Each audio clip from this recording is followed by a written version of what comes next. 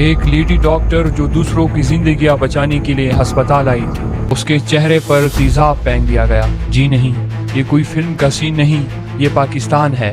5 جون 2026 کو کوئٹہ کے سول ہسپتال میں پوسٹ گریجویٹ ٹرینی ڈاکٹر مانور ناصر پر تیزاب سے حملہ کیا گیا۔ اس حملے میں ان کے چہرے اور جسم کا تقریباً 35% حصہ جلس گیا۔ لیکن سوال صرف یہ نہیں کہ ایک شخص نے یہ حملہ کیوں کیا، سوال یہ ہے کہ پاکستان میں ایسے حملے بار بار کیوں ہوتے ہیں؟ آخر ہم نے یہ کیسے معاشرہ بنا لیا ہے جہاں عورت کو گھر میں بھی خوف ہو، سڑک پر بھی خوف ہو اور ہسپتال میں بھی خوف ہو؟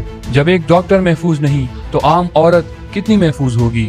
ڈاکٹر مانور آج زندہ ہے، اس کی بینائی محفوظ ہے اور وہ علاج کے مراحل سے گزر رہی ہے، مگر یہ واقعہ صرف ایک فرد پر حملہ نہیں، یہ ہمارے اجتماعی ضمیر پر ایک سوال ہے۔ ڈاکٹر مانور جیسے وکٹمز کے لیے آواز اٹھائیے، کیونکہ خاموشی مسئلے کو ختم نہیں کرتی، صرف اگلے متاثرہ شخص کا انتظار کرتی ہے۔ یہ سوشونا ہے اور یہاں ہم صرف واقعات نہیں بلکہ اس کے پیچھے چھپے معاشرے کو بھی دیکھتے ہیں۔